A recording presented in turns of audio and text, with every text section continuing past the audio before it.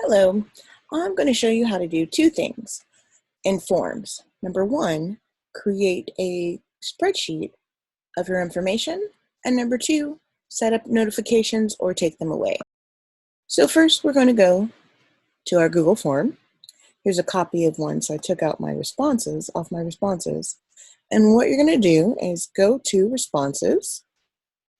To create a spreadsheet of your information, you will select create spreadsheet. Now you can do create new spreadsheet, which will give you the title. You can change the title, but usually I just keep the title that existed from the form. Or you can select an existing spreadsheet. I think it's best to just create a new one.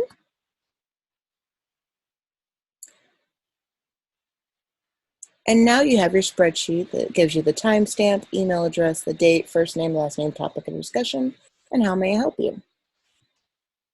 Now, something that I like to do is go ahead and highlight all the blocks below for a while, and then select under text wrapping right here, you're going to select wrap.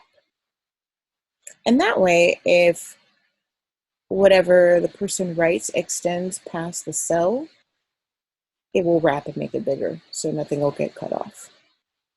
Okay, now, if we want to see how to get email notifications so that you don't have to check back and see if they responded, you can get an email notification.